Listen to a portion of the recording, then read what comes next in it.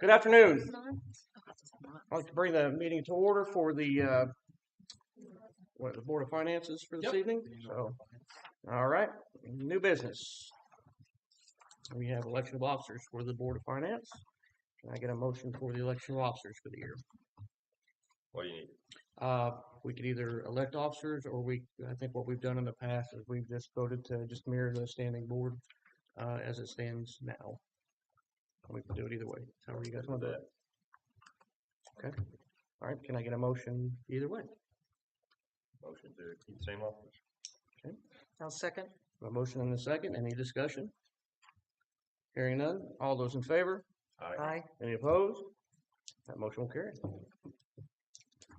All right. Moving on to the review of the Greencastle Community School Corporation investments. Mr. Gibbon. Yep. So this report will be relatively brief because we're obviously limited as a school district on how we can choose to invest our dollars. So all of our earnings on investments are from interest from our bank accounts.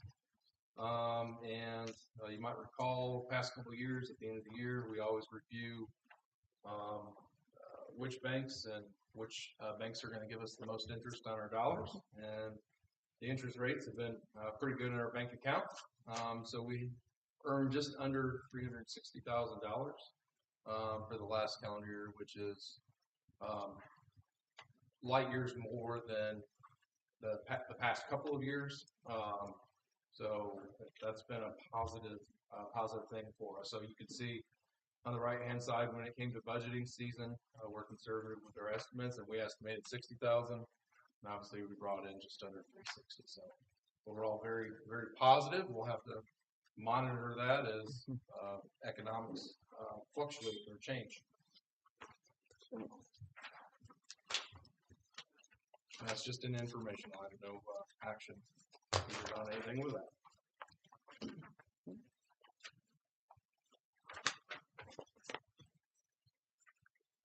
Then, All right. See if I have any further with that. Any questions? Yeah. Okay. Yep. Moving on. thank you. And then, as required by statute, I have to provide the board with a copy of the fiscal indicators report from the distressed unit appeals board. And in your packet, you will see that slide deck. The first page, next slide, please, is just some general information about our school district, our 2023-24 student count. So one of the things that it's important to remember with this entire report is it's a year in arrears. So it's not our current year data, but our fall 23-24 student count, our net assessed value, and then also our population. And then again, thank you, Jimmy. You shared that link with the other board members, but in case you wanted to access this two-way report, the links on the bottom of that page. Next slide, please.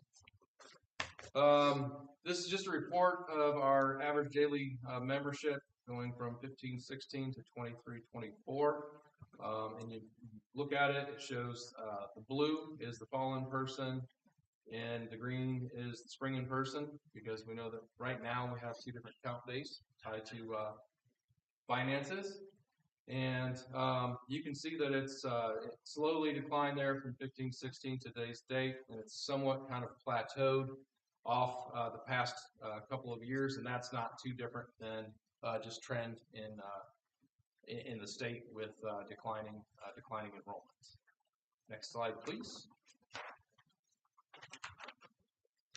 And then this slide is a bar graph that shows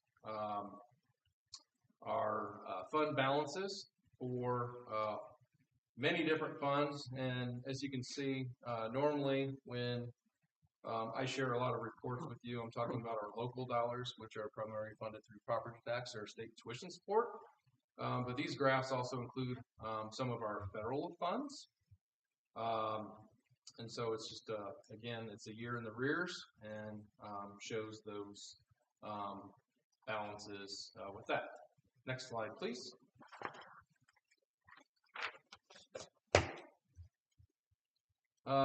This next graph shows annual deficit surplus.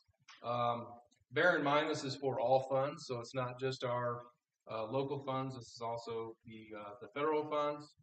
And you can see that over time, obviously, expenditures have increased, but revenues also tag along as well. In 2023, we show a slight deficit.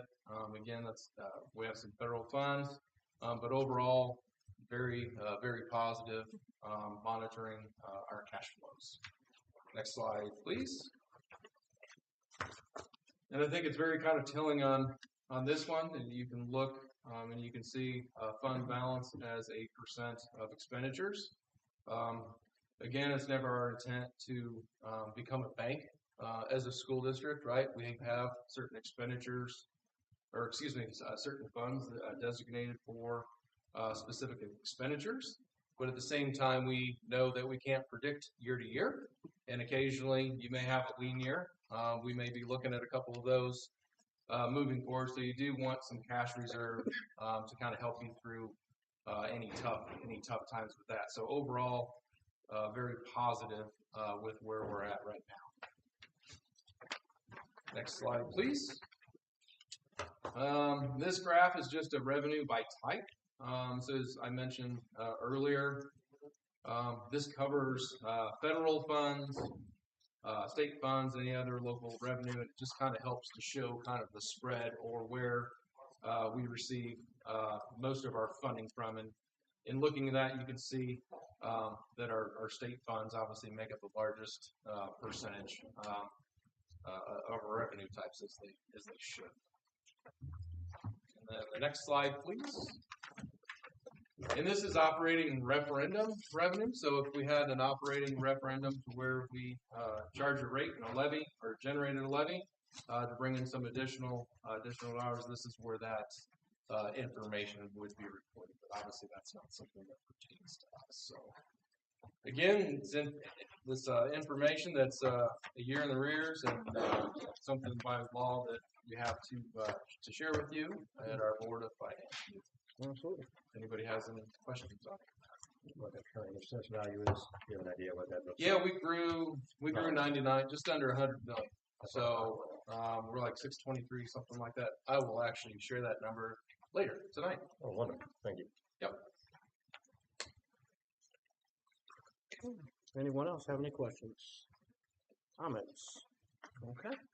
No, thank you very much. Thank you, Jeff, for all that hard work. I appreciate that. All right. If we have no other comments or questions, can I get a motion to adjourn this meeting of finance? Motion to adjourn. I'll second. I have a motion and a second. Any discussion? All those in favor? Aye. Any opposed? Motion carries. Thank you. So we have a few minutes here before 6 for next meeting. Nice and smooth. I like that.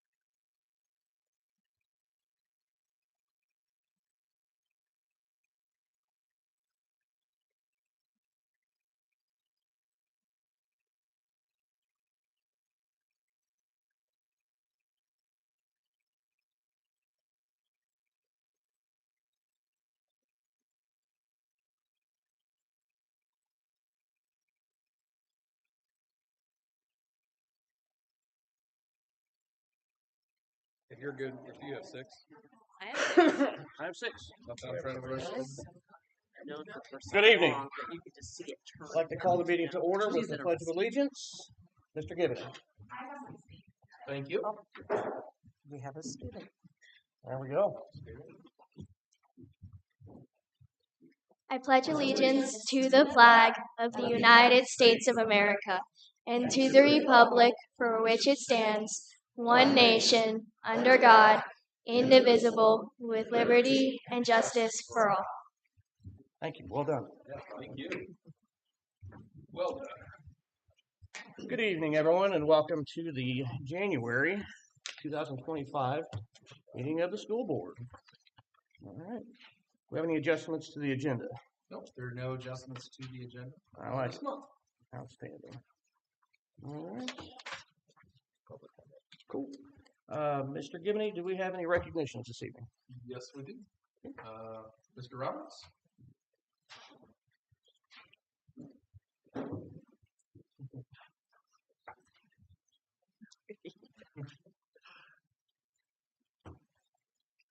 Right. Well, I have Mr. Colton Buskirk here. He's a first grader at Ridpath, and our character trait of the month was empathy. And so he was actually nominated by 2 of our staff members, his first grade teacher, Mrs. Whited, and our counselor, Mrs. Ward. So Colton is a caring classmate and friend. He's kind and thoughtful towards others. He's understanding and sensitive to how others feel. He will try to cheer up a friend when they are feeling sad by using kind words, encouragement, and a pat on the back or a hug. I've even heard him say, "I bet that makes them sad," with an empathetic look on his face. Colton has a tender heart towards others, and I can always count on him to be caring, kind, and helpful to his classmates. And then another example, one of our staff members was carrying a bunch of things, and she accidentally dropped some of it in the hallway, and he got another friend to help him pick things up, and he even made the comment and said, "With so many items, she must be very busy." So he certainly understands how to care for others. So give it up for Colton Buskirk.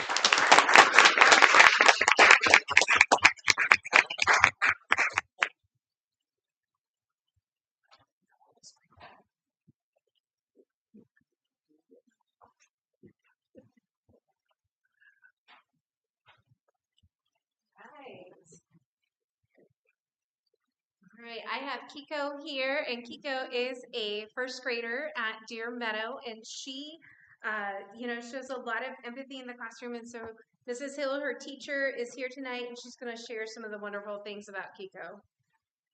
Kiko shows excellent empathy every day. She always notices when her friends are feeling sad or upset and tries to help them feel better. Whether it's offering a kind word or sharing a toy, she shows that she cares about others' feelings. When someone needs help, she is quick to lend a hand and always makes sure no one feels left out. Her kind heart and understanding make our classroom a happy place for everyone. I'm so proud of her for being such a great friend to others.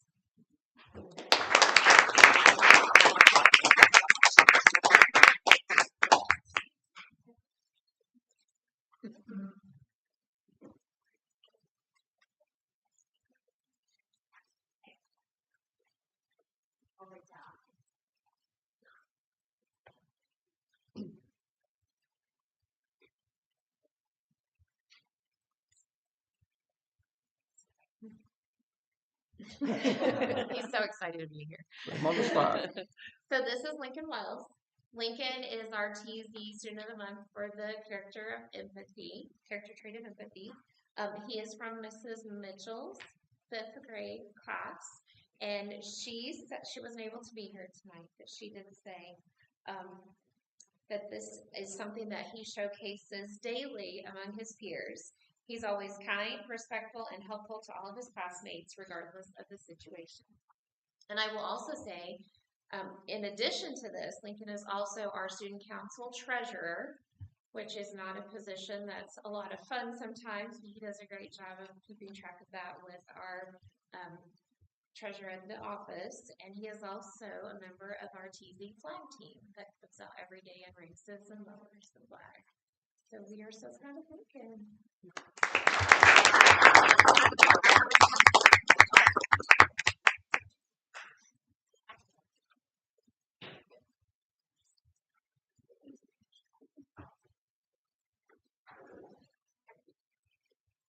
have the pleasure of introducing Amelia Pridemore.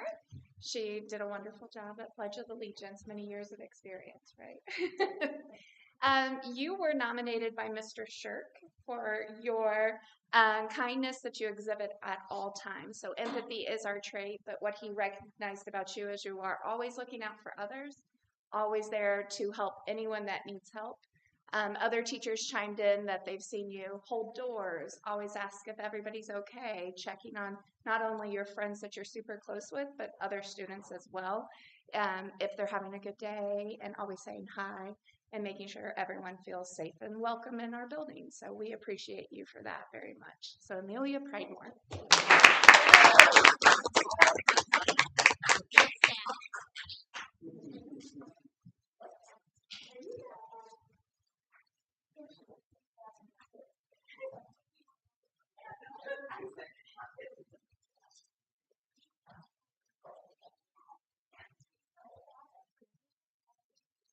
Hi, our student was nominated by Mrs. Lanham, and she had to be absent today for her son being ill.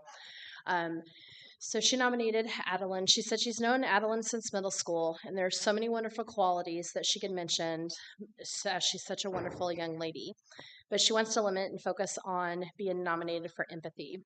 Her concern for others daily, no matter how she's feeling or what's going on in her personal life, it's an honor to know her. Was said by Mr. Hawk. And then Mrs. Lanham said, Addie is one of the most caring and kindest young ladies that she's ever had the pleasure of meeting. She puts others before herself, and if she's a friend, she's a true friend. She's always there and listening and telling her friends that she's there to listen. She is always there for anything that they need and if they just want to talk. She is followed by huge hugs. I've gotten some of those hugs. She works hard to do her very best of herself, and not only blessed to know Addie, but also be honored as well. And this is Addie.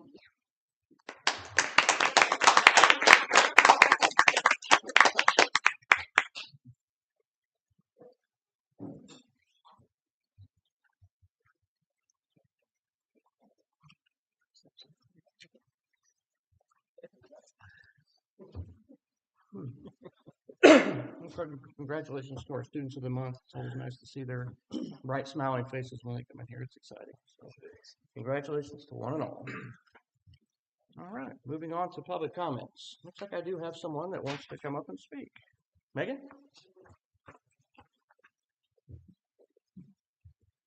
Hi, Megan. Hi. Welcome. Thank you. I appreciate it. And Sure. thank you for letting me take just a few minutes. Yes, ma'am. Great to see these kids too. I think that's kind of a highlight. Sure. So my name is Megan Meadows. I am a resident of the Greencastle Community School Corporation, and I'm also a volunteer with a 501c3 called Defense of Democracy. Focuses on public education issues, that sort of thing. This may have already been brought up, and I apologize if I'm bringing up something that's already been discussed, but I just want to make sure that we at least have the conversation. I've been pretty concerned about some things carrying in the news over the last week and longer, about the reversal policy that now allows ICE officers to come to schools. And so I was wondering if that's been discussed, if there's been training provided for faculty and staff, what the plan is here in Greencastle, and I know we all want our students to be safe. I know we all want our families to be safe. So, just asking that question, and happy to continue this discussion however that normally happens. So. Sure, absolutely. Okay. I'll be happy to answer any questions you have. If you want to contact us, one-on-one through Mr. Gibney's office, and also I'm always free if you want to catch me on the side. Any of us are. We'll be happy to answer any questions you have as regard to that. So, got all kinds of answers, I'm sure. And thank you for coming in. We appreciate you. Thank you. Okay. Anyone else? Okay. Seeing none, we'll move on to the approval of the consent agenda, which consists of meeting minutes, the regular board meeting, December 16th, 2024. Excuse me, just posted on the door. Allowance of claims, financial report, personnel reports, part 1 and 2. Ms. Roll. Yes, hello. First in your finance packet, you'll have the payrolls that we had for December. The first one was dated the 6th. for a total payroll of $545,941.92. And as usual, we've got some benefits and retirement with that, taxes. Total was $161,456.94. The second regular payroll was dated the 20th. Total payroll of $529,849. And along with that came the taxes and the benefits of $147.35. Next in your packet, you're going to see a list of prepays dated for December 2024. As you took a look at that list, did anyone have any questions or anything particular? You'll see we had debt service payments. That's why it's exceptionally high. We had a couple of debt service payments, so you'll see that in there. If you had no questions, I'll go ahead and move on to the next list. Okay, we had, if you recall, our board meeting was early in December. It was the 16th, I believe. So I asked if we could get some last minute claims in to kind of close out the year a little more soundly and calmly without any carryover. Makes things a lot easier all the way around. So there was a list of claims that was dated December 30th. As you took a look at that, did anyone have any questions? No? Okay, we'll go ahead and move on to the list of claims that are dated today, January 27th. As you look through that list, did you have any questions about anything in particular? No? Okay. All right, we'll go ahead and move on to the fund report. As of December 31st, 2024, balance in all funds, you'll see there on to the right. In the balance in education fund was $4,407,429.77. Operations, 3 lines down from there, it's going to be Fund 300. The balance in that fund was $1,136,9957. If you go ahead and go to the very last page, you're going to see the balance in all funds as $11,830,978.38. As you look through that list, did you have any questions about any fund balances? No. Okay. Next in your package, you're going to see the depository statement, and basically what that is showing what our in-house funds should balance with our bank statement. And as you can see there, those are in balance at $11,839,78.38. And then we've got the transfer report, and those just are the transfers that I do every month as far as the education to ops. We've got an 8,400 for school lunch that we do a transfer to the 800 fund. And then we've got some things at the end of the year that I need to do some transfers as far as like have to do with property taxes, our circuit breaker. There's a lot of boring stuff in there. If you have all kinds of time, I would be happy to explain all that to you. But as you'll see on here, we've got quite a list of transfers that I did for December. Did anyone have any questions? Surface questions about any of those? Pretty copacetic. Okay, so then we'll go ahead and we'll move on to the bond expenditures report. We did have some expenditures in bond 2021. As of December 2024, total expenditures out of bond 2024, $34,079,781.44. We did not have any expenditures in bond 2022, so our total expenditures thus far is $4,327,210.12. Did anyone have any questions about anything? I did have a question. I noticed, so there were some issues like, right, there's a pipe that busted behind the high school that caused some freezing, and then some of the signage and stuff. I'm just talking on terms of this. It's about our sewage pump piping. Yeah. Yeah, that should all be. But it's all being covered. We shouldn't have to pay additional funds for those things. The graphics wall is going to be repaired. It's going to cost us things like that. Yeah, but we did have that.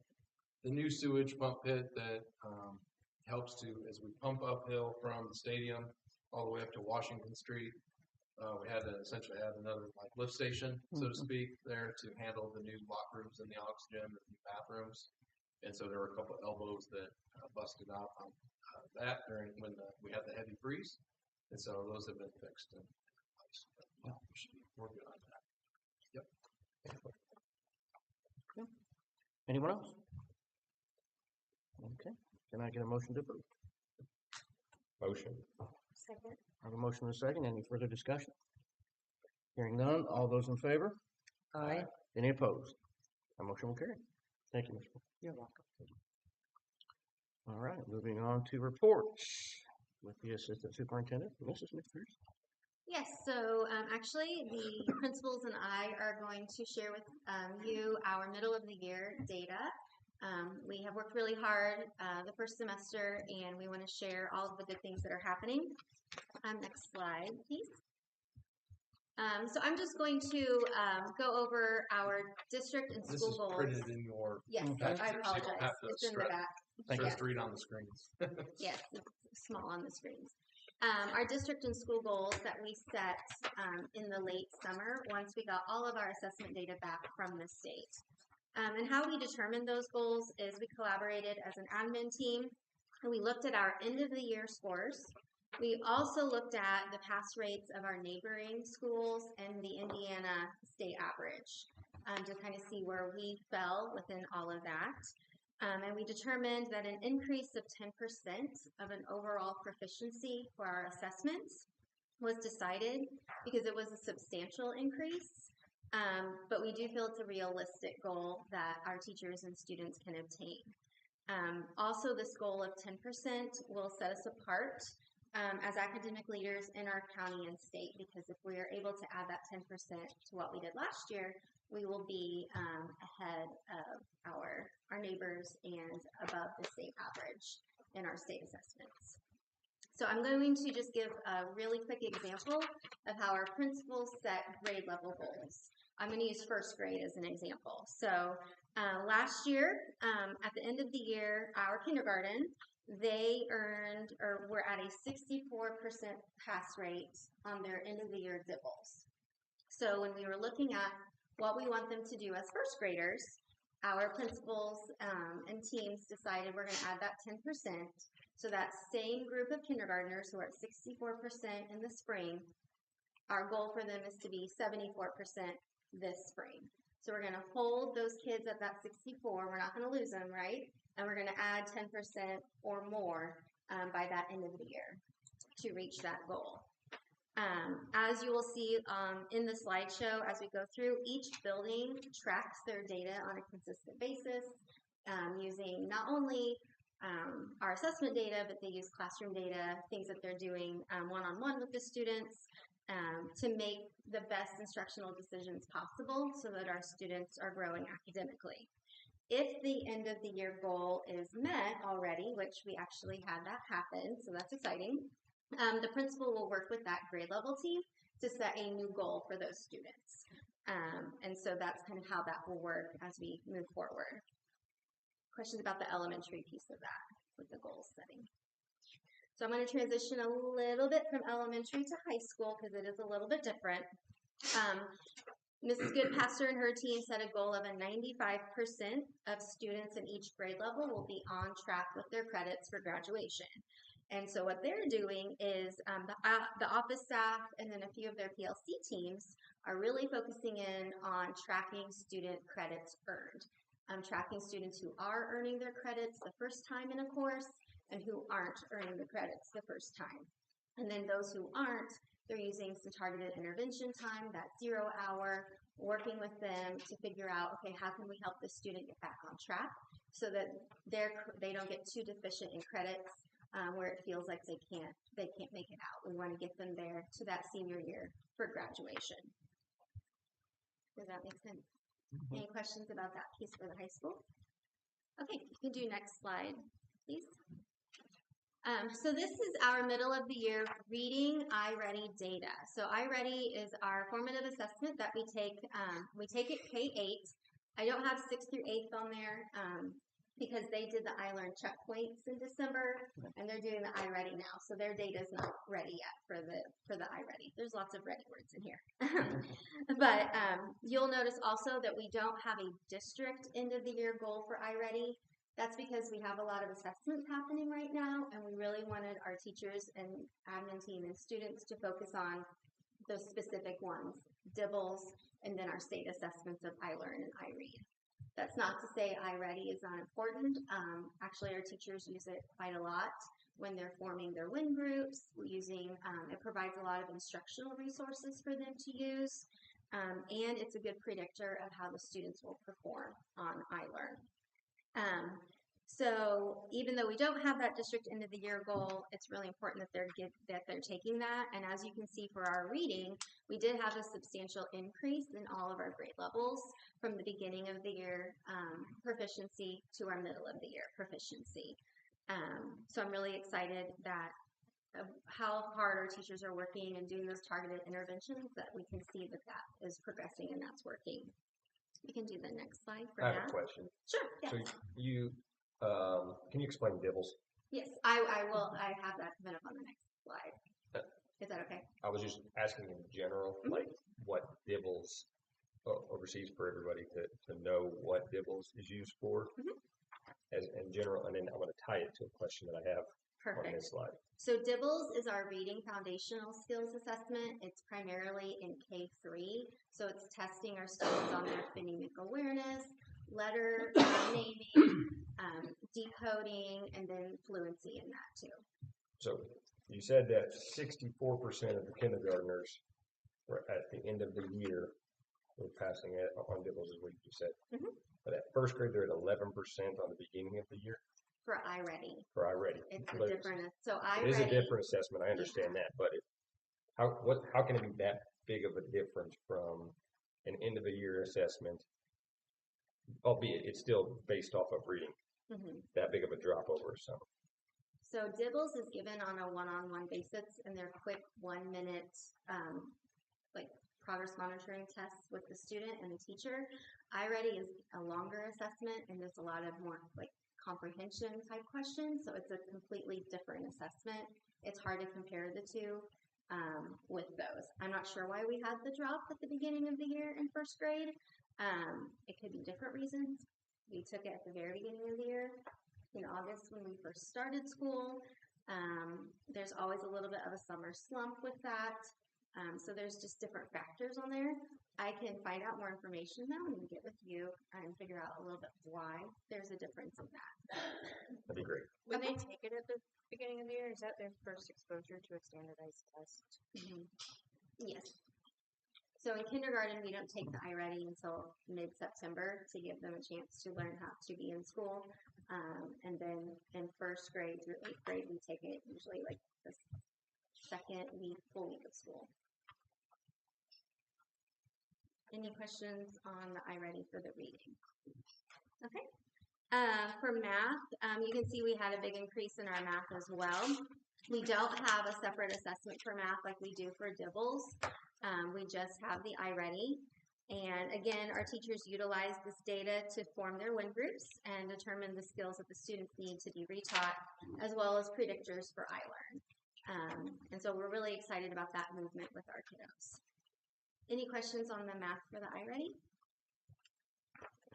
Okay, next slide, please, Corey. So here's our overview of our K2 DIBBLES. Again, DIBBLES is a foundational reading skills assessment, and it tests the students on phonemic awareness, letter sounds, decoding, and fluency. It is a one-on-one assessment, so our teacher pulls the student out either in the hallway or to a small, like their office. It's usually our title teachers or our special education teachers, and it's a 1 minute assessment for each one of them. And so it's really quick. It's taken on a computer, and they go about their day. Our kindergarten and first grade students, middle of the year data this year is equivalent to what they were at the end of the year last year. So like we're at 64 and 65% for kindergarten and first grade. So we are on track to hit, and we're thinking we're going to be surpassing that end of the year goal. So we're really excited about that with those grade levels. And then our second grade team, we had almost a 30% increase from the beginning of the year for DIBBLES to our middle of the year. And so our data is tracking really, really well. And it really is due to what our educators are doing in the classroom with our teachers or with our students. We're very proud of them. Any questions on the DIBBLES data? No, but I would like to see that end of the year than the beginning of the year. Seems like we start the year off with across the board. We do. I'm curious to see what trend we can identify there. I will get that to you. Thank you. And now I'm going to invite Mrs. Cooper from Deer Meadow to come on up. She's going to share with you a little bit of a deeper dive into what they're doing at Deer Meadow. This is just something for you guys to reference. It's hard when it's on there. It's really tiny, even when I enlarged it. Thank you. Oh gosh, sorry. You're fine. Thank you. Okay, Thank you. so this is an example of our live data sheet, and one of the things that we've spent a lot of time on at Deer Meadow this year is talking about, you know, what does data mean, what do grades mean, and so we really come to this consensus that grades are a reflection of progress towards mastery of identified state standards, and how are grades different or the same from the data points, and really understanding that we are moving towards those being standards based, and really identifying if a kiddo can do this set identified standard, and if they're not, how are we going to continue to progress monitor them so that we make sure that they do learn that standard at some point, because we know that those are important. So off to the side, which it's in white so you can't see it, is all of the kiddos' names, and then we have their exceptionalities identified, and then different areas and different data points are listed. Last page on the handout. I'm sorry, yeah, last page. Got it. So you'll see iReady on there for reading and math. You'll see Dibbles. And then what we've been working really hard on is this is a live active data sheet that we pull up every single week during PLC. And so there are options to sort it up at the top. And so we'll look at it from lots of different angles. We'll look at it by class. We'll look at it by specific measures. And what's most important to me is that we recognize that these kiddos are more than just one data point. And so, like Jimmy, you were saying, you know, there's definitely a discrepancy between what we're seeing in Dibbles and what we're seeing in iReady, because they are different measures and they're measuring different things. And so we like to look at it and compare, how are they doing here? How are they doing there? The other thing that was really important to us at the middle of the year is we're pulling growth rates. And so, for example, in iReady, we're not only going to get that academics performance level, we're going to get a growth level. And so we're able to see, okay, this kid grew a whole year's worth of growth in one semester. What are we doing that is working for this kid? And maybe this kiddo over here is at a 0%, then they didn't make any growth. What do we need to do differently for this kid? So we're really like dissecting the data. The other thing that is so important to me is off to the side, which you can't see it, is we include all of the things that you can't read in a number. So it's things like this kiddo's in foster care. This kiddo was just removed from their home. This kiddo has a medical condition and just had surgery, or all of these different kinds of intricacies of what's happening in the whole life of these kiddos that isn't going to register on the data sheets. And so we're looking at these every week, and then especially after like the beginning of the year, the middle of the year data, and we're making informed curricular decisions about where we're going to put those kiddos for like their WIN groups, their OG groups, and a lot of the conversations this year has been like, hey, we need to get the parents to the table, and we really need to talk about, you know, this issue, or we need to follow up with our Commons Mental Health Partnership and ask them about this. And so there's a lot of time spent in that narrative notes section of what we're doing over there. So as I mentioned, this is something that we review and adjust weekly during PLC. Each week the PLC teachers continue to monitor their student performance and make adjustments to those intervention groups and things as needed. So if you go to the next page. So this is an overview of our data. So at the beginning of the year, we had 25%, and this is as measured by Dibbles, since this is the one piece that was our goal.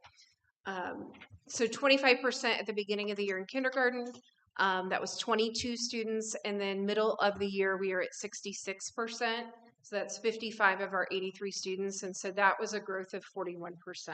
And again, that's by Dibbles. Yeah. Does this include special ed? Yes. the number includes special. Yes, and we have a 83 huge, is inclusive of the special, right? yes. I just want to make sure I'm tracking. Yeah, and it also includes, we have a fairly large EL population. Mhm. We've got several kiddos in that kindergarten class and the second grade class that do not speak any English. And so we've seen a lot of growth with them. One of the things that we're really proud of is that, and this is why I included this sheet. Mhm. So you'll see on here that we break it up by grade level. And anybody in blue is considered above grade level. Anybody in green is considered on grade level. Anybody in yellow is 1 grade level below, and anybody in red is 2 or more grade levels below. And so, for example, you'll notice like when we get to second grade, we didn't see as much growth. But what we did see with second grade is a lot of movement among those levels. And so you'll see the kids in the red moved up to the yellow moved to the green, and so forth. So in first grade, actually back to kindergarten, we only have 7 students away from meeting our goal. So that's something else that we do during our PLC time is really kind of drill it down to that, actionable piece of data. It's one thing if I say, hey, kindergarten teachers, we want to have 74%, pass rate. It's another thing when we say, okay, well, that's 3 kids in your room and 2 kids in your room, and who are they and what are we doing with them? What do those services look like? So in first grade, we've had some move-ins, some move-outs, and so we've been trying to keep up with all of the, accurate data. We are at 57%. This is just a 1% gain, and while we're, glad that we maintained and we showed a little bit of growth, this is not as much growth as we definitely wanted to see. One thing to keep in mind with Dibbles is that it's a moving target. So the assessment they had at the beginning of the year is not the same as the assessment they had at the middle of the year. And it's not the same as the one they'll have at the end of the year. It gets progressively harder. In second grade, similar to first grade, we saw some gains, but not as much as we'd want to see. So 24 students away from our goal there. We had 7 fewer students, in that red, which was encouraging. Some of the things that we talked about at our middle of the year meeting when we came back in January is looking at in first and second grades, we spent a lot of time with our lowest of the low populations and title especially. And so we really shifted our focus from there to looking at some more of those bubble kids. We've adjusted some of our aid schedules. We've had because we have a really large and growing EL population, our EL teacher has received some new professional development and trainings. And then we've also been talking about how can we make some changes to the master schedule and things looking towards next year. And so we are excited. We think that we've got a lot of really good adjustments made to hopefully see some more growth within first and second grade by the end of the year.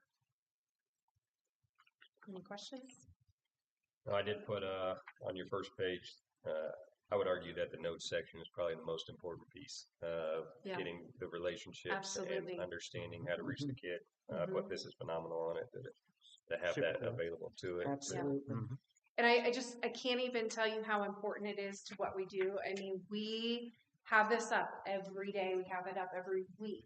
I'm constantly taking notes in it. The teachers are, my counselor is, and so it's very fundamental to the growth that we're seeing. Good. Awesome. Thank you. Thank you, Mrs. Cooper. Mr. Roberts? Glad you said something. That was very cool. Yeah. Mhm. Hello. Hello. Hello. All right. Well, on this first slide, you will see something very similar to what Mrs. Cooper was just talking about. This is our master data sheet where we keep all sorts of things from our beginning of year testing to middle of year testing. The picture on the right there, we have also had each of our grade levels create their own individual data sheets. Because we do a lot of assessing besides just the beginning, middle, and end of year. And so I've been really proud of our teachers this year throughout our PLC process of not waiting until that next middle of year assessment, because if you wait from the beginning to the middle, that's too much time without making adjustments. without changing up groups, without tweaking interventions. And so we are really updating our live data sheets on a weekly basis. And so this year, our PLC process has been a new initiative for the corporation, but that's something that we've been working really hard with at RidPath is what are we doing in our instruction on a weekly basis? What do our assessments look like? Are the assessments that we've been giving in the past, is it giving us the information we want to know? If not, let's look at what tweaks do we need to make to that assessment to give us the data that we really need. And so our teachers have worked really hard on forward thinking, not only looking at our curriculum maps, but when we get to this point, we know that we need to assess our students and see if our instruction has worked. We give that assessment, and then that's what we're talking about in our PLC meetings. Looking at how many of our students did master that skill, and what are we going to do for the kids that didn't? And that's really where our when time comes in. We have worked really hard about taking our teachers have had to step out of their comfort zone because it's not just the four walls of our classroom. It's a team approach. And so how can we work smarter by sharing our kids, sharing the load as a grade level, as a building, to where if I'm a classroom teacher and I have 3 kids that are really struggling in a skill, the other 2 classrooms are probably going to have kids that are struggling with that skill too. So let me take them. I'll work with those kids during my one time, and you can have a couple of my kids and work on a different skill. And so our teachers have really embraced that, and I'm confident that it's making a big difference. Corey, if you could go to the next slide, please. So I talked about one time a little bit. Another thing that's different is we're doing differentiated OG this year. OG stands for Orton Gillingham. And that's our phonics instruction. And so this year is our first year of doing differentiated OG. In years past, it was a whole group phonics instruction. As you all know, our kids come to us with so many different needs. Mrs. Cooper mentioned that. There's all sorts of different needs that our kids have. And so we decided to take a dive into differentiating our OG instruction this year. We've worked really hard on training some of our instructional assistants that have been with us for several years. They've been able to see OG for a couple of years, but now we've sent them to training to get OG trained themselves. And what that allows us to do is get our groups smaller and more targeted so that we can provide individualized instruction to all of our kids. So if you were to observe our OG groups, some of them have 6 students. If they're a lower group that needs more intentional instruction, some of our groups with some of our higher performing kids might have 12 to 15. But those groups are fluid and changing as our students' needs change. So between those 2 things, our win time, our differentiated OG, I'm very confident that that is what has led to some of our really good growth in kindergarten and first grade. So this slide is very similar to what you saw with Mrs. Cooper's. Kindergarten, or for each of our grade levels, we determine our goals at the beginning of the school year. You'll see our goal listed as that first bullet point on the goal update column. So in kindergarten, we set our goal for 74% proficiency in DIBELS by the end of the school year. And that's based on composite score. So Mrs. McPherson mentioned DIBELS is a series of subtests that we give. Once you have given all of those assessments, it gives you a composite score that kind of summarizes everything to give you an overall picture of how the students are performing. And so that's what our goals were based on. So kindergarten, our end of year goal is 74% of students on or above grade level based on that composite score. At the beginning of the school year, we had 21 of our students, or 34%, that were on or above grade level. We have increased that to 66% at middle of year. And so incredibly proud of our kindergarten teachers. Every year, our kindergartners come to us with more needs. And so to accomplish this, it really just kind of gives you chills. And our teachers are very proud of their students and they're proud of the work that we're doing. So we are only 5 students away from reaching our end of year goal in kindergarten. First grade, again, we had our goal at 74% proficiency by the end of the school year. At the beginning of the school year, 16 of our kids, or 39%, were at that. And at middle of year, we actually met our end of year goal with 30 out of our 41 students. And so very proud of that. But you know, it's a moving target. And so we're going to have to keep working to keep all those kids there and then continue moving the rest of the kids that are not there yet. Second grade, obviously, based on composite score, not something that we're happy to see. So we're at 45% at middle of year. But again, that's based on composite score. That does not mean that our second graders have not made any growth. Looking at a couple of those sub-tests within DIBELS, we had 19% growth in something called nonsense word fluency. That's one of those subtests. So really good growth there. And then oral reading fluency is a piece that has been a struggle for our kids. But we made 18% growth there. In addition to that, if you look at iReady, we were able to reduce our students in the red category, or 2 or more grade levels below. We reduced that by 10%, and we increased our students in the green category by 20%. So good growth there with our second graders. So the job's not done. We still have work to do, and by no means are we accepting the 45%, and we're still there. We are we're making tweaks. We are continuing to have those PLC conversations. We're continuing to look at individual kids and having conversations and sharing that load between all of us, classroom teachers, Title I teachers, special education teachers, instructional assistants, to put things in place to help our students grow. That's all I have for you, unless you have questions for me. So what's next for the first grade for the end of your goal? Where do you see that pushing to? Yeah, where would you like to see it? I mean, I would like to, at minimum, increase that by 5%. You know, it's one of those things that you get super excited about, but also nervous because you know that if kids were supposed to read 82 words per minute, they're now going to be expected to read 95 words per minute. And so I would really like to see an additional 5% increase there. And I think we can do it. And our teachers each week are trying to, we're never satisfied, I guess. There's always a way that we can increase, even if that number were 84%. How can we continue doing that?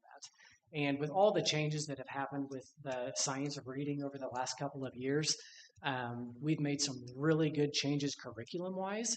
And so I think that the progress that we've made now in the short time that we've made these adjustments, I am very encouraged as to what this could look like 2 or 3 years down the road. What's the historical data of your second grade? As far as low performing in the previous grades? It is a bit of a lower performing. Another thing to think about is when these kids were in kindergarten, there was no win time in our master schedule. There was no differentiated OG. And so by nature, we were not getting kids as far as they needed to. Compared to this kindergarten class that from day one, we gave our beginning of year assessments in August, and within 2 weeks, we had analyzed that data and we were rolling with our differentiated OG groups and our win time. So again, we're not done. We're going to continue to monitor the progress of those second graders and continue to see how we can move that needle. And I can get you that comparative data from when they were in kindergarten or first grade. Wonderful. Thank you. Thank you. Thank you, Mr. Roberts. Mrs. Eldridge on TZ.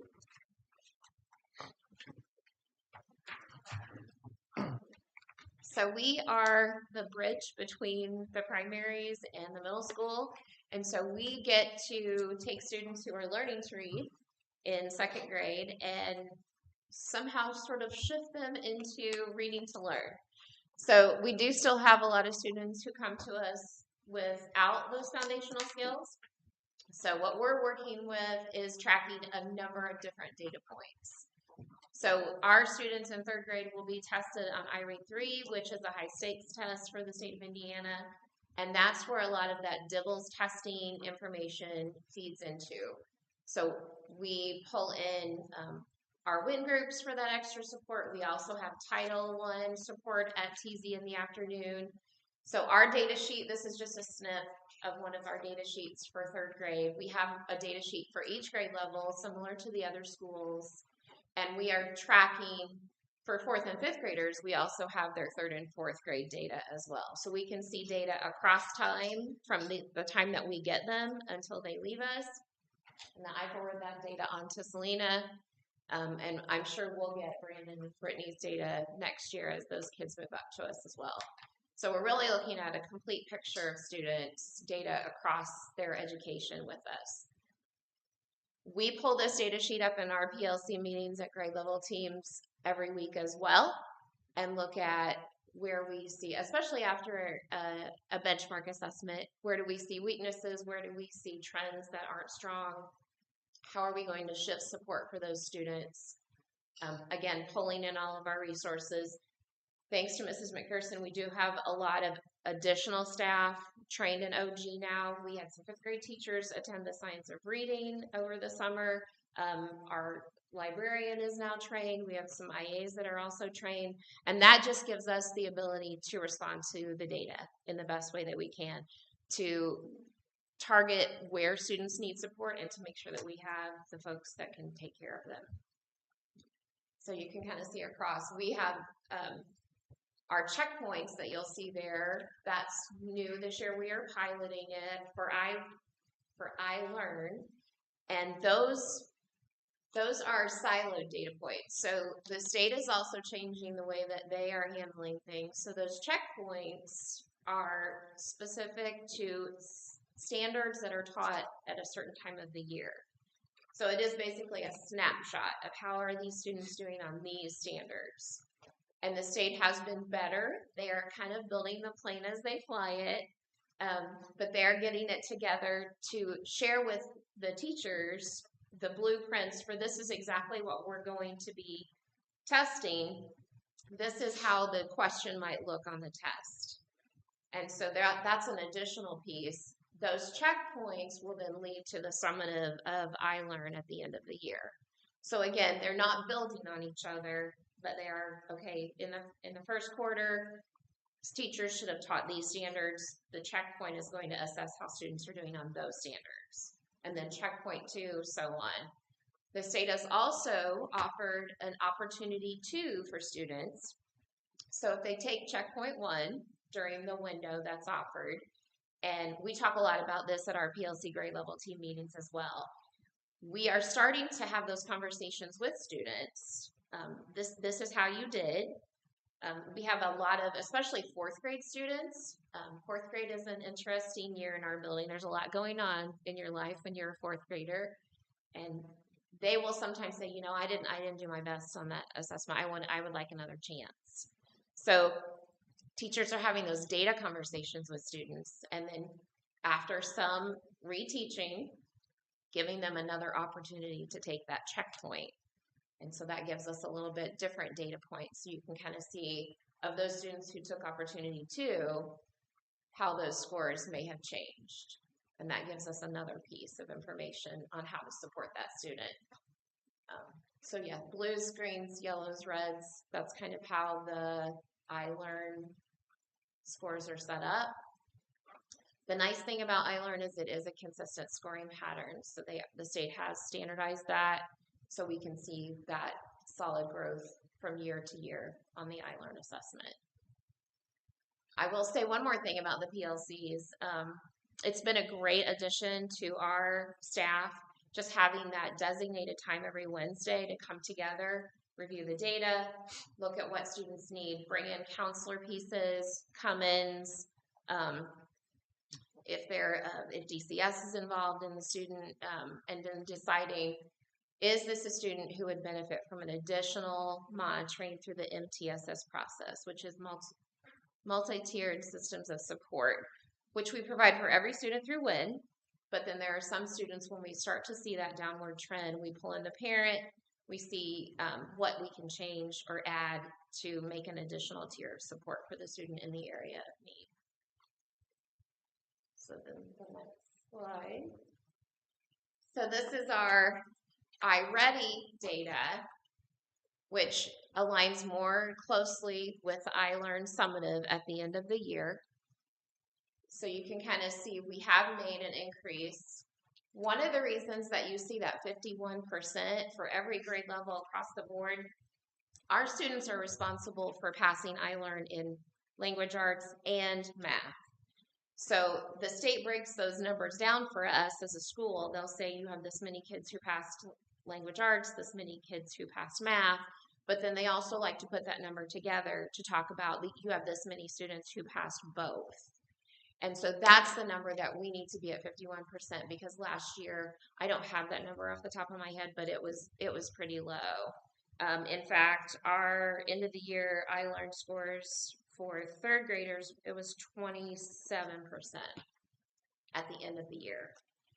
So we want to make sure that that continues to increase. 51% is in no way a ceiling for us, and as you can see, we've already busted through that ceiling in third grade through our middle of the year iReady. But that is all to try to make sure that those students have all the skills that they need to be able to demonstrate them on the iLearn test at the end of the year.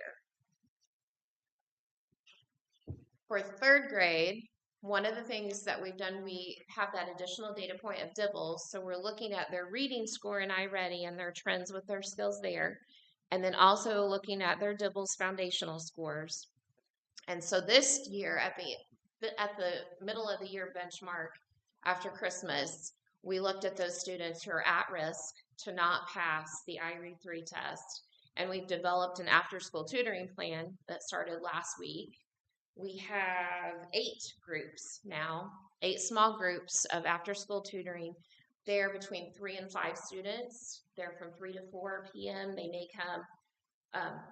come one day, they may come 2. It depends on the need and the availability of the parents to come pick them up. So we have a number of students. We aimed for 30, and I think right now we've got a little bit over 30.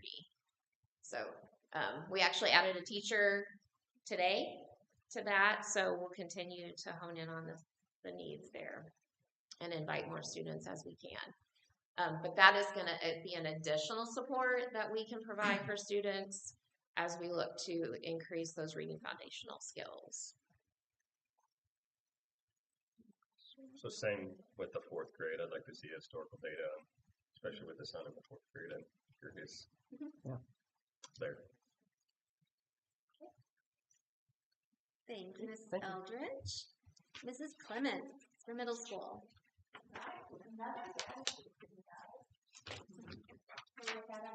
Included for you as well. As we look at this, we do it instead of having all students on one sheet, as you had seen on prior. We divide it by teacher and subject level on this. So you'll see on the left-hand column our advisory time that we use in the same way as WIN time in the primary and grades. We have our teachers look at our data points, which we have listed here, and we devise who needs math advisory time. So we have like our math teachers, but then we have another teacher, typically science, that will help with the math parts, and our math teachers will give them activities to do, create plans for them to work with. Some of our science teachers will say, hey, I can connect this to science in some way that bring in math skills, and so they'll kind of go on their tangent and like stay within the standards that they're working on. This would be the exact same for language arts as well. And in language arts, we use our social studies teachers to kind of help facilitate that as well. So WIN time is advisory time for the middle school would be a good way to kind of see that, where we are hitting our students on our MTSS, and those groups are data points plus our teacher input on which students they've seen progress in the classroom and they want to move them in and out. So those groups are fluid. Currently, they're fluid within a 9 weeks time. However, some students are moved within a 9 weeks if they've made substantial growth, or in the reverse, a decline, and they're moved into other advisories. So you can see our iReady. As Mrs. McPherson said, our teachers asked for iReady to be given in second semester and kind of flip-flop with the checkpoints. And so we are doing iReady currently and trying to get that completed as well. So you'll see the 24 iLearn progress from that cut score, iReady, and then our checkpoints. And Ms. Eldridge went into a little detail on the checkpoints. Those typically in checkpoint 1 were about 6 to 8 standards that were focused in language arts, and about the same in language arts was a little bit lower. I think they were about 5 to 6 standards that they focused on, and in math it was more 6 to 8 during that time frame. The state has done a really nice job of kind of laying out the time frames of what standards will be in checkpoint 1, checkpoint 2, checkpoint 3, and then the summative. But currently, since this is a pilot year, the summative will be all the standards kind of together, but we're getting a really good snapshot along the way of how our students are progressing. So if a student does get a green, which is on level, or a blue, then they do not have to take opportunity 2. Those are for students that were yellow or red. So did not pass would be another way that you're kind of looking at that. And we don't give that back to back. We provide time in between those opportunities so that teachers can go back and reteach, maybe pull in small group, put that into bell ringer work where we circle back and do spiral review during that time. That gives the teacher some time to kind of breathe and say, okay, these kids are passed, these have not. How did I teach it, and what can I change to teach it differently to maybe grab some more into a higher level, whether they're moving from red to yellow or yellow into green. They're just looking for that progress to proficiency. So this is just a simple snapshot of kind of the extensive data that our primary teachers keep. We also have other data sheets within this file that kind of put in all the other subcategories, such that Mrs. Cooper was talking about, maybe home life, how there's situations and things like that. We also use PLC time to pull this up, talk about our students. This is when we work on advisory time, switching up groups, and kind of pacing ourselves for the next 4 weeks. We're trying to get them into that fluidness of about 4 weeks. So it's real-time data coming in, and then we're using it and changing instruction and then testing again. So if you can go to the next slide for me, please. Just real quick. Yes. The snapshot is all math, or is it That's just a math snapshot? for one teacher. One teacher. Yeah. Okay, yeah. I just want to make sure I was tracking. Yes. My eyes are bad, so I thought I'd do the biggest font I could you're on good. that. I just wanted to make sure I was tracking what it was. Thank yeah. So we have them for all of them, but yeah, that's kind of how it looks. This would be similar to the other data points that you have seen previously. These, we just focused on the checkpoints. Our teachers find a lot of comfort in seeing what standards they are expected to kind of lead their students to mastery on. And this is a stair step is the way we kind of approach it. You know, we have to start somewhere and then help our students move forward in the direction we know that they can achieve. In 6th grade for ELA and checkpoint 1, we were at 31%. When they took that opportunity 2, so of those same standards, our teachers moved 17 students during that time frame, and 7th grade was 28%, and they moved 10 students. 8th grade 33, and they moved 13. So we're seeing that forward progress.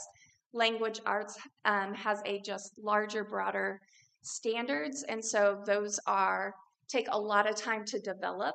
And so the checkpoints are kind of a little bit harder to navigate through because those skills build upon each other because they're so in depth on there.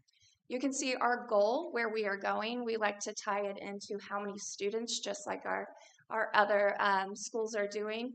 Looking at moving, 17 students seems more reasonable than trying to move a whole pile of students at one time.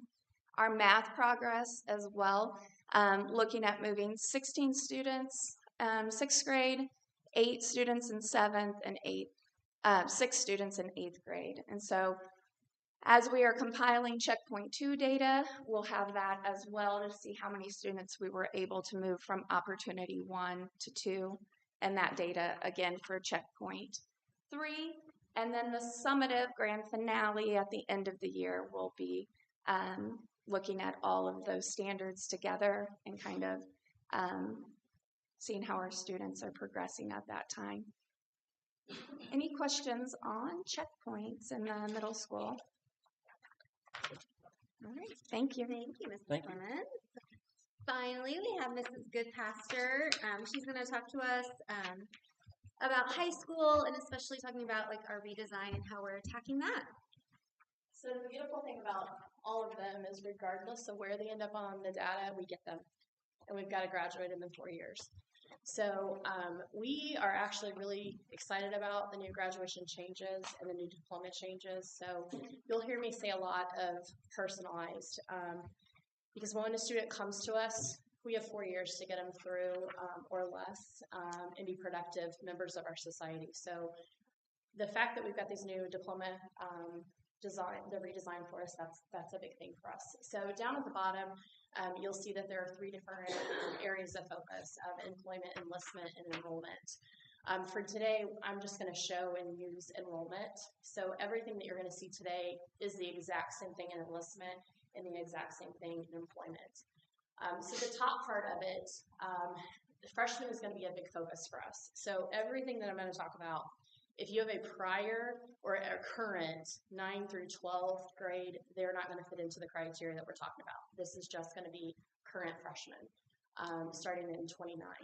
So we started with our 9th grade. You'll see in the white is everything that the high school offers, and it's going to stay consistent for 9th grade, depending on which track, with a little bit of additions. You'll see that here in a minute. Freshman year, we have things set, and then we've got a few family choices. We decided to call these electives family choices because we want our families to hear that we want them to be part of the decision making with their students. They're the best ones to help to decide, is this really the choice? Because a lot of students, they take an assessment and they find out, oh, the assessment says they're supposed to be a pilot. And that may or may not ever be something that that family can help the child to obtain. So we want families to be involved. We met with all of our departments on the teacher day for them to know and for them to learn the new diploma. And our goals were beyond the years where a kid needs 40 credits for graduation, and this is what they have to take. Everyone is going to be individualized.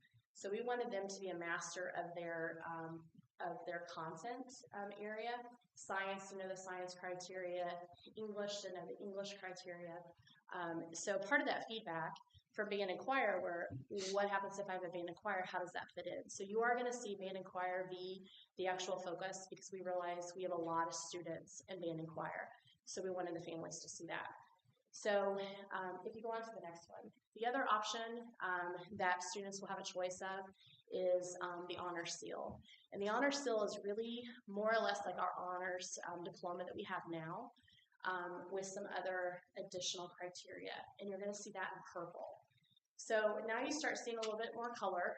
Freshmen, again, is where we're going to start with. So think about the 10th, 11th, and 12th. That's as they go through their 4 years, not our current 10, 11, and 12.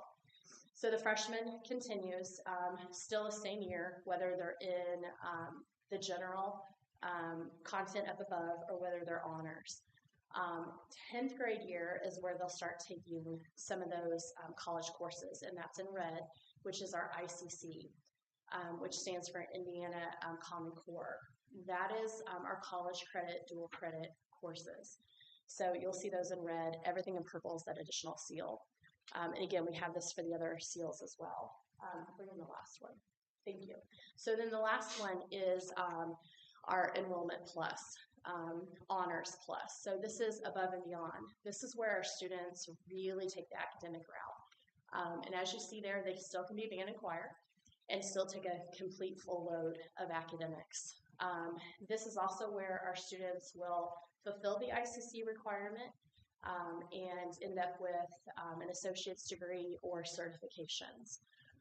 We're proud to have partners with IU for our ICC partner, but we also still have other colleges involved with our Ivy Tech and our DePaul Alpha and Vincennes and ISU. So we'll have a lot of different options for students, but this is as we start with freshmen. We're also, during all of our parent meetings and all of our conversations with our guidance counselors, I've told them I want students preparing for 2. Because what we're finding before with diplomas, if kids set themselves up for something and they fell short of it, life happens, life changes. We didn't want them to get to 10th or 11th grade and freak out of now what. So they will, in their meetings, they will decide what 2 areas do you want to focus on. A lot of them go hand in hand with just a little bit of adjustments, but they'll either be enrollment and employment or they'll be enlistment, employment. So they have a backup plan if something fails within the next 4 years. Thank you. So this is just a quick snippet of our master schedule. Because of the new requirements, we're looking at things differently. So everything in light blue is showing new courses that we're creating. Everything is standards-based. Everything is still following all the state standards that we've done before. But some of our subjects are going to be reworked to give, again, personal preference for students and see courses that are going to apply to the choices that they are choosing moving forward. So we have more applicable courses instead of you're just taking English 11. Now they have some additional expertise in their areas. If we have a student, like I had said, we get them and they weren't up to par and they're going to be in employment or they're going to be in enlistment, and college was never on the radar. These are courses that we are tailoring towards kids' interests, so that way a kid still is not just jumping through the hoops of school for then what. These courses will apply and allow them flexibility to apply if they're more of a hands-on student or they're more an academic student. Courses in black are the same subject, so those are just the dual credit. So you can see that we're adding dual credit and adding additional. So this is basically kind of the timeline of how we came through that. We are, because we will see a freshman, will have a lot of time, as you saw in previous slides, junior and senior year, to do internships, to do more fully focused instead of hopping 7-period class schedule. They may be with one teacher in a programming department for 3 hours. They may be in internships outside of our community. We also want to have internships within our school because we have a lot of things that the kids can have access to.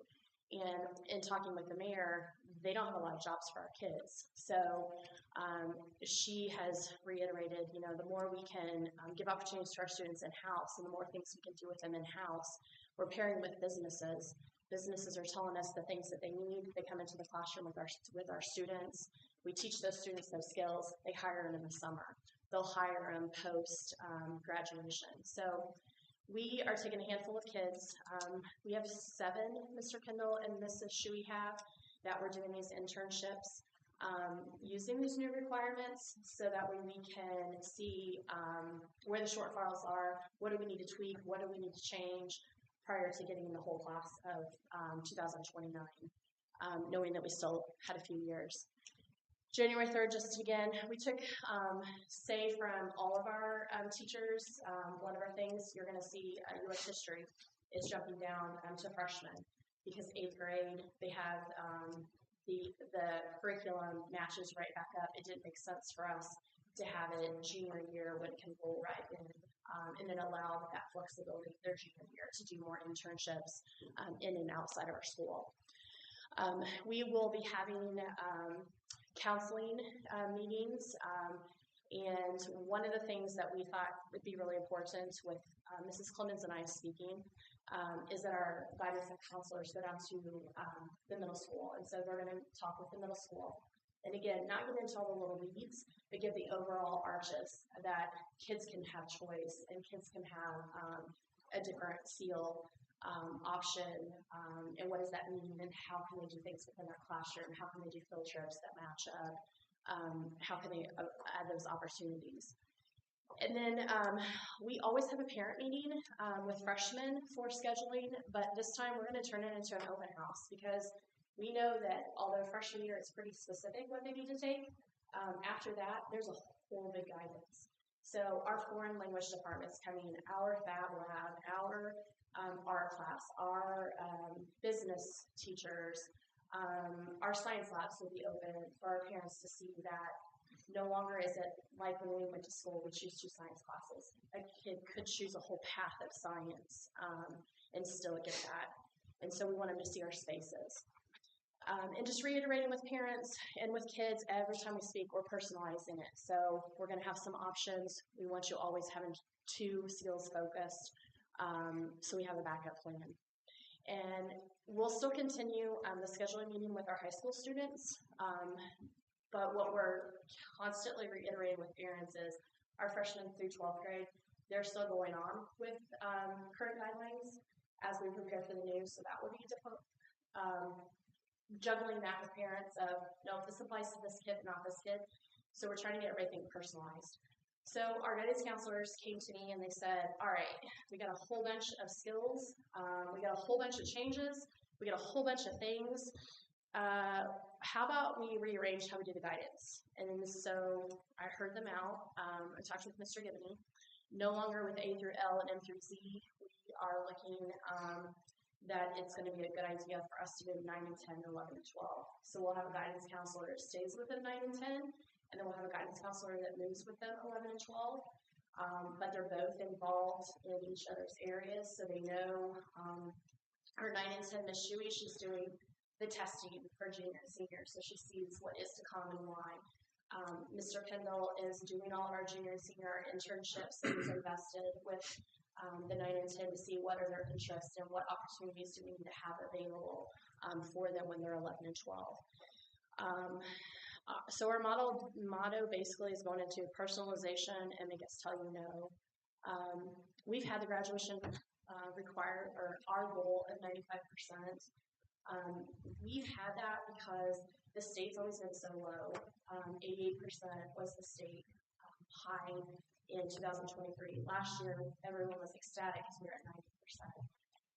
What I think a lot of people fail to realize at the high school level is graduation is based on 4 years. So if a kid passes away, if a kid moves out, and we don't get documentation properly back, those ding on us.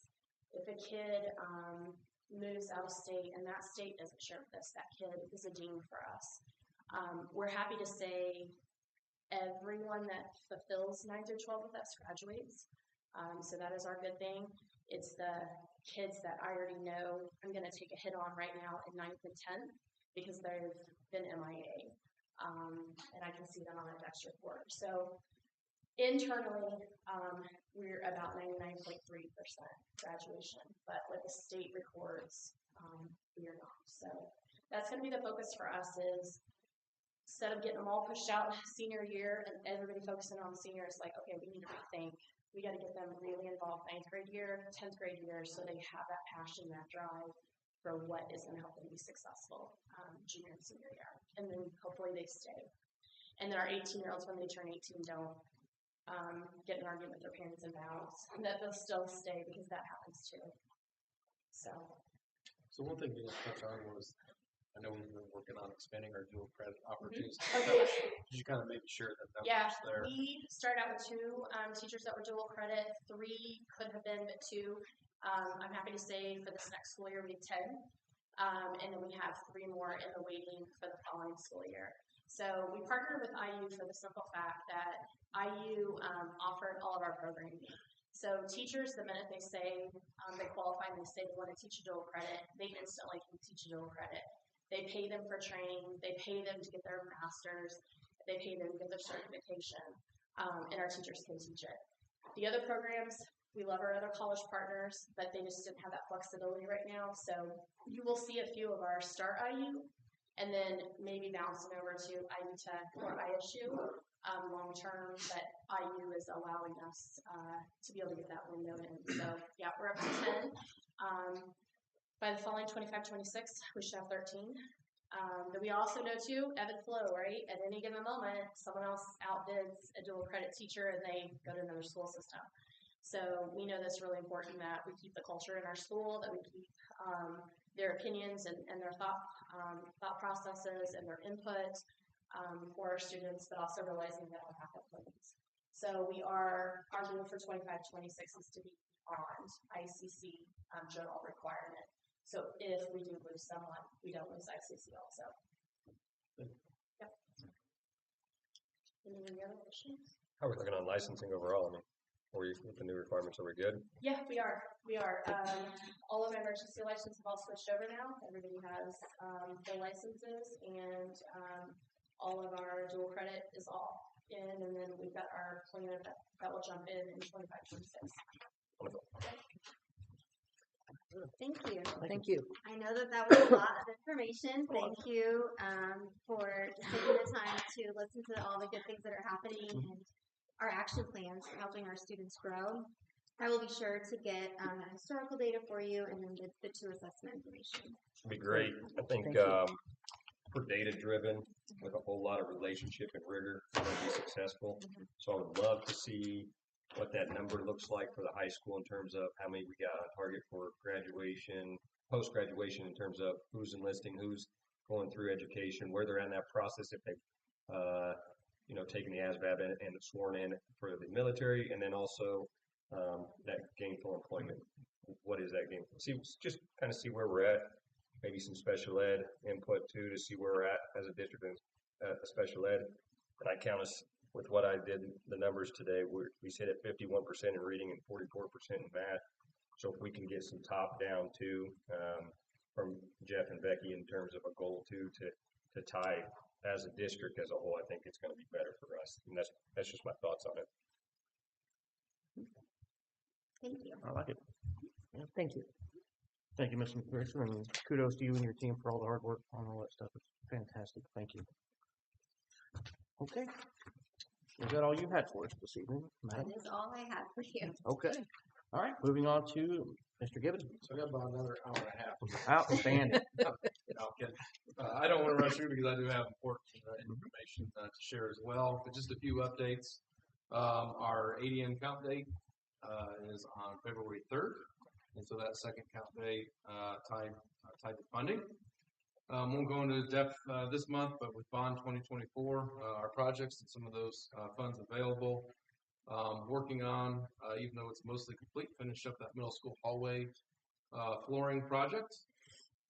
Working on planning for some additional painting to take place in the district at the middle school TZ, potentially over spring break.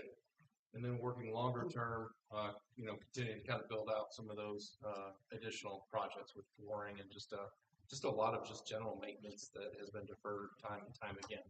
So excited about that. I do think it's kind of important to mention, while we didn't share a lot of specifics, but when it comes to some of our students, it's important to remember that access to education is protected, and all children, regardless of immigration status, are entitled to a free public education. And so we do have procedures and protocols in place for working with governmental agencies. So I just did want to state that piece as well, since the question was kind of brought up at the beginning of the meeting. Kind of shifting gears here. Obviously, we just wrapped up the 2024 budget and calendar year, and we're working to shift boards into 2025. So Corey, if you could pull that up. This information is obviously in your board packet, so I'm not going to read it verbatim, but this is something that we've done year after year just to build greater understanding and just to have greater transparency with our stakeholders. I just feel like it's a good thing to show them that we are good stewards of all of our funds. Next slide, please. So this is just a tracking spreadsheet that I use throughout the year. That top line there that's highlighted in yellow, those are budgetary revenue estimates that we use when we are doing our budget each year. And when it comes to our budget, we're conservative because we don't want to plan to overspend when, in essence, we could get cut or student enrollment could drop. So we just want to protect ourselves with that. So I track against our budgetary numbers, and you can see specifically for our pension debt fund and the education fund, that bottom line, those are all green. So that's good. That means that we took in more than expected. One of the big reasons with that, specifically for the education fund, is something as simple as just that additional interest rate from our bank accounts. Next slide, please. And then something similar here for the debt service fund and the operations fund. Overall, pretty well, nothing too distinctly different from prior years. But you can see all of the different buckets that we capture from there. So we have our property tax funds. Then we have some of those miscellaneous tax funds, excise, commercial vehicle excise, financial institution tax, and the local income tax. And you can see, again, kind of where we stood with budgeting in the yellow to kind of where we fell at the bottom. And those numbers are not too different from prior years. And on the operations fund, of course, we have our transfer from the education fund to the operations fund, and that's captured there. Next slide. So overall, 2024 was a fairly positive year. You can see we took in roughly $957,000 more revenue than what we projected. Moving forwards, I don't want to paint a bleak picture, but it may get a little bit tighter with just some of the potential property tax reforms. Certainly, we know the tuition support funding may look slightly different. The governor's initial kind of estimate is looking at 2%, but we know that may not be where it falls, and that 2% may not necessarily just come to specifically to public schools. Next slide, please. And then the next two slides just kind of highlighting the year for the education fund and our cash balances. Just kind of some high-level notes for the education fund. We're tracking where we should be with our transfer from education operations. We're staying well below that 15%.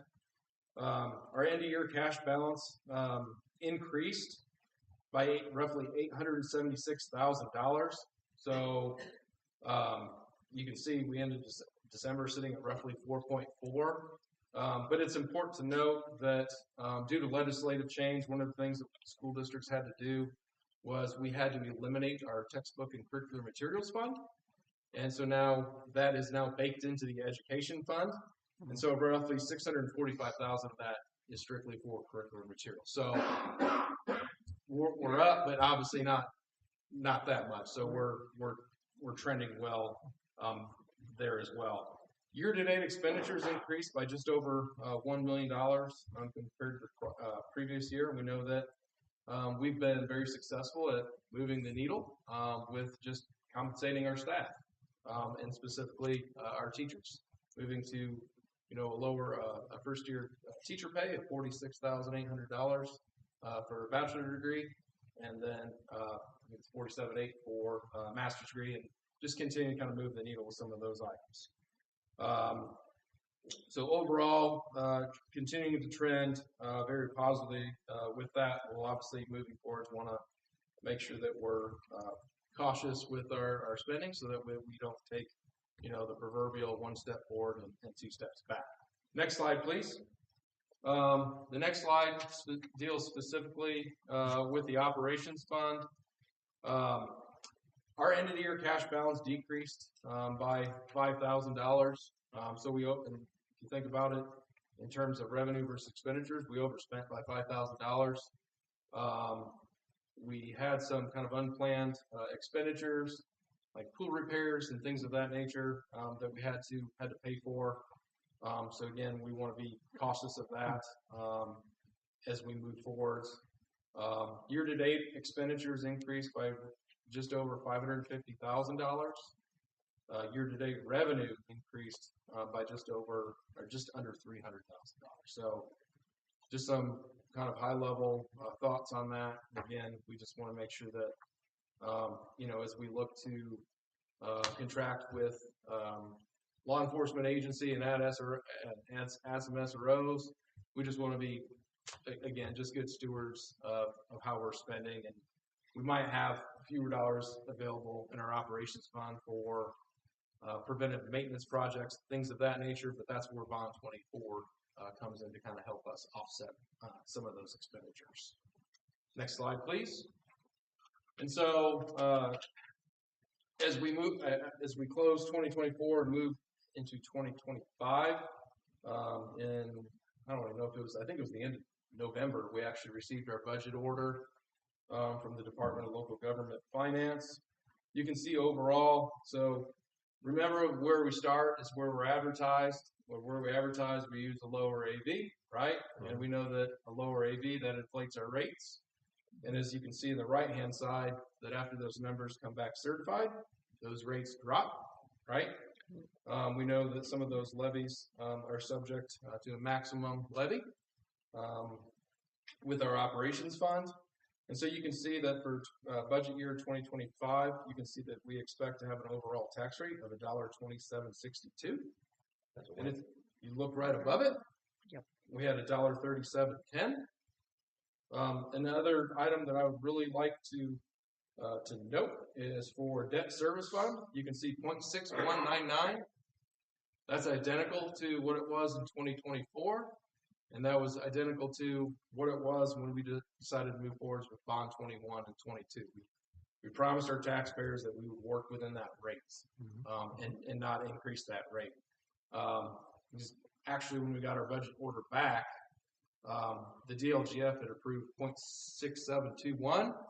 And so we actually had to tell them to cut it down to that 0.6199. So we cut off just about, just about a nickel off of that rate. So again, overall things trending fairly positively with that.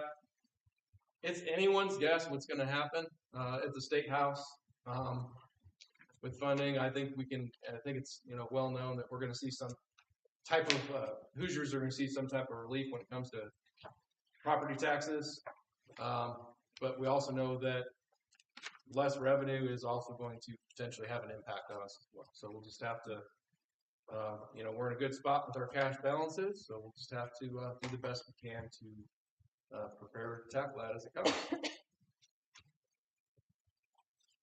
That's all I have for my report this month.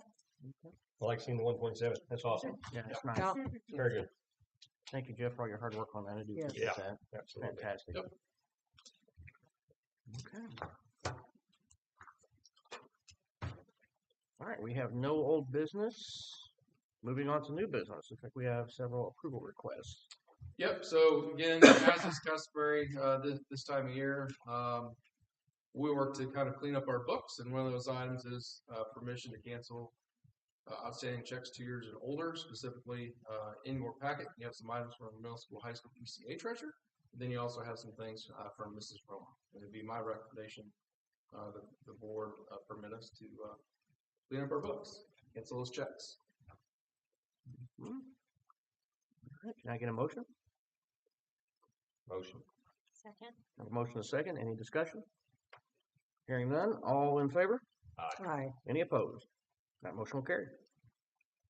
I'm particularly thankful my name's not on that list.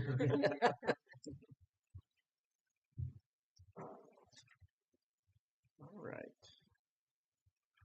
Moving on, looks like we have an approval request for permission to pay late arriving invoices. Yep. So Mrs. Rim will be leaving town here in February, similar to last year. It's an annual trip, and we just want to seek permission to continue to kind of pay our bills, and she will provide the board an updated report of those late arriving invoices. It's essentially what we do in December. Yep. I hope you're going somewhere warm. I am, as I do every year. Good for you.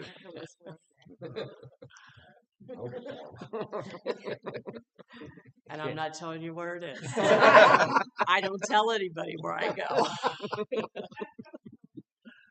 It's the only week out of the year that I am not accessible. That's not fair. Okay, can I get a motion to approve? I second. I have a motion and a second. Do I have any discussion? Hearing none. All those in favor? Aye. Any opposed? That motion will carry.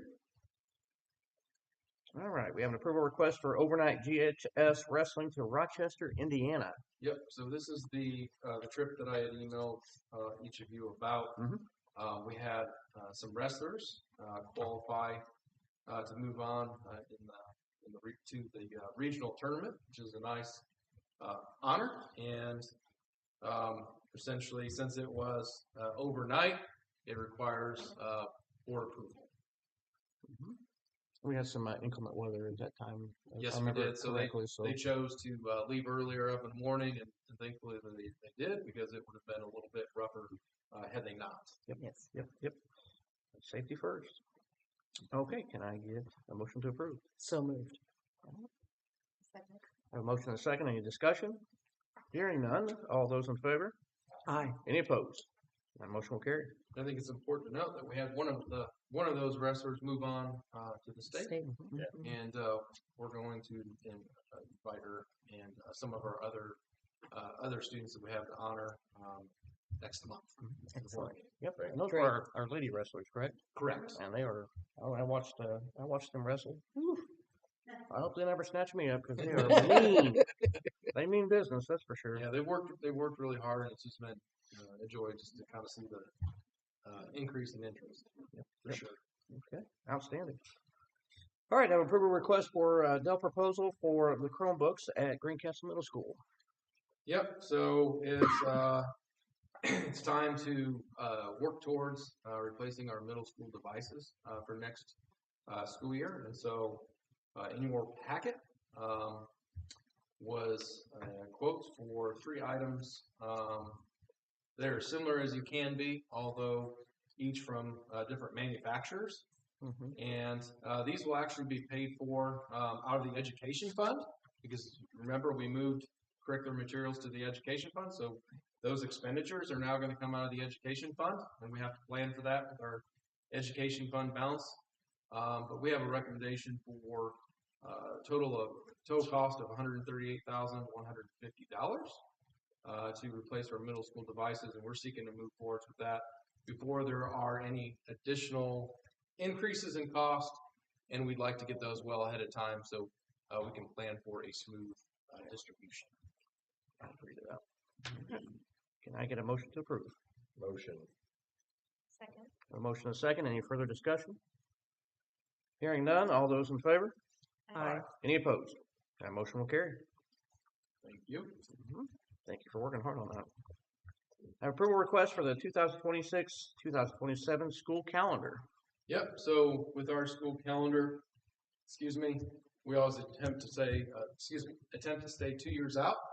So this is for 26 and 27. Obviously, we know that we always are mandated to have 180 student days. Also within that same time frame, we have to have 184 teacher contract work days.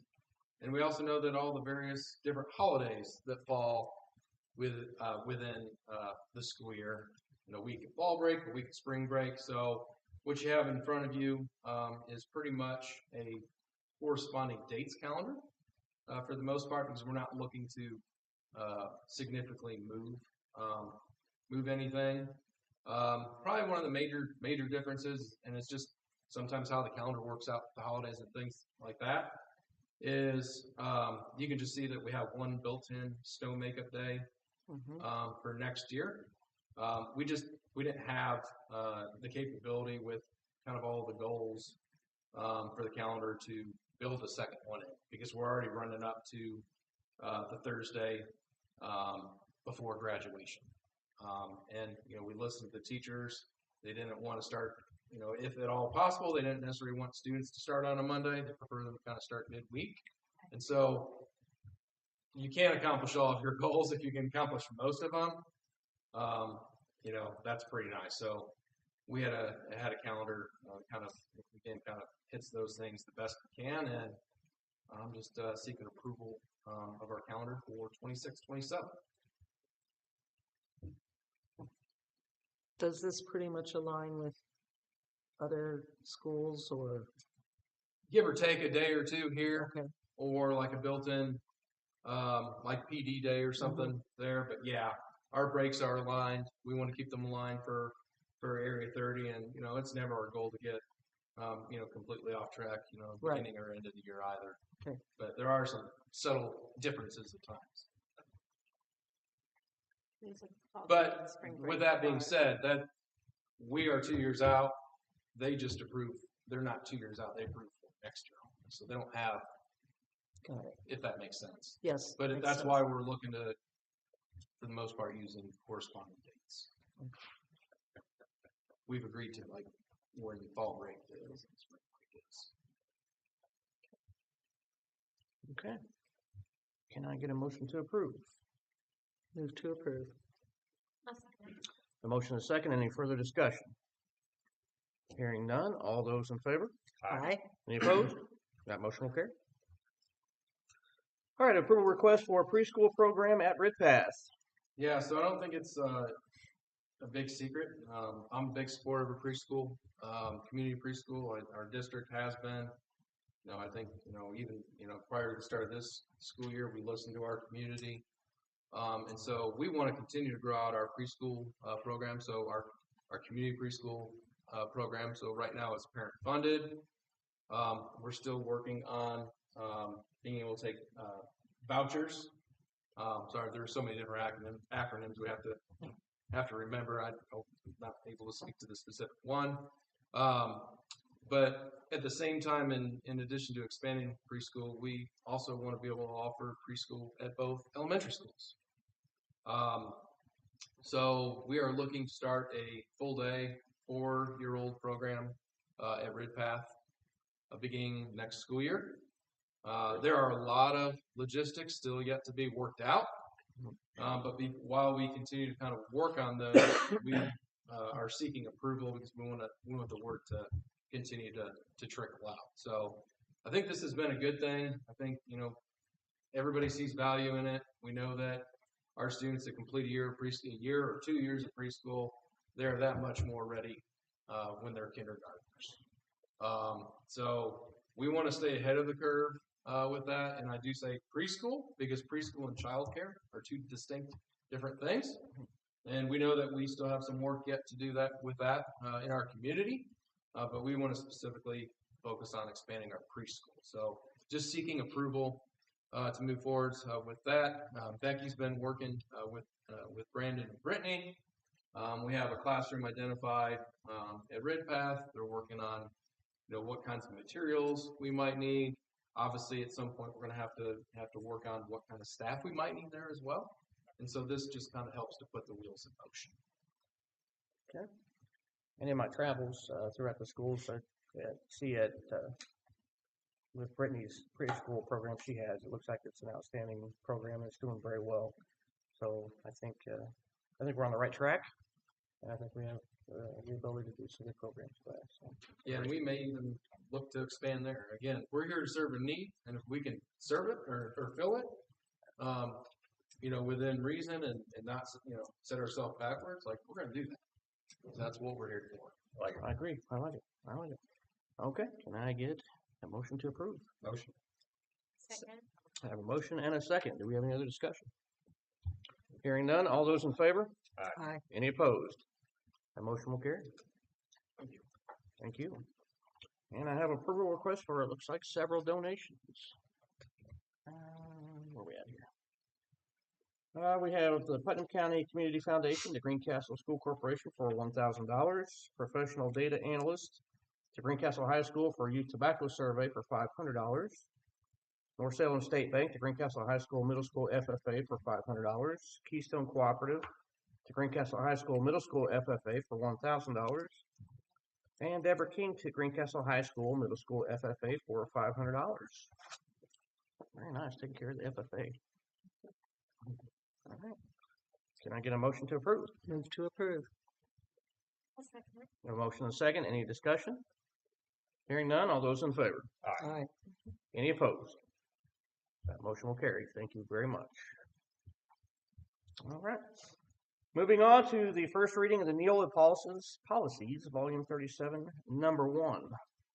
Yep, so again, kind of as is customary periodically, we have some additional updates, and there's no board action being taken at this meeting. This is just for first reading and for your review. And obviously, we know that most of these changes are due to changes in state or federal law. Okay, very good. Any questions on that? Very good. All right, moving on to other business. I want to take the opportunity right now to thank Mr. Gibney and your crew for the recent snowfall that we've had, handling that quite well. That was a lot of snow at one time. So your crew handled cleaning that up and taking care of the kiddos and make sure they were safe with the first one and the second one, as well as the bitter cold that we had, calling some late start days to keep everybody safe on that. So there was a lot of decisions to be made at the last minute, and thank you for handling that quite well. I'm glad they weren't last minute. Yeah. If we can get it out, or I never want to just sit on something and get up early and announce we try to get it out as quick as we can. And I was proud of how our staff worked in snowfall. That's not easy. We certainly have new facilities and new uses. Like we're all working to continue to get better, to do even better with that. But yeah, definitely appreciate everyone's support with that. Yeah. It's like, there's a lot of snow and it took a lot of places to find to put that snow, I think was the problem. Yes. Yeah, we found that out in the city as well. We were able to push it, just not get it very far. Yes. Yeah. Very good. Do we have any other business before we close? Hearing none, can I get a motion to adjourn? So moved. I'll second. A motion and a second. Any discussions on that? Hearing none, all those in favor? Aye. Any opposed? That motion will carry. Thank you everyone for being here. Have a safe evening. Probably a couple hundred boys out there, I'm guessing. Probably.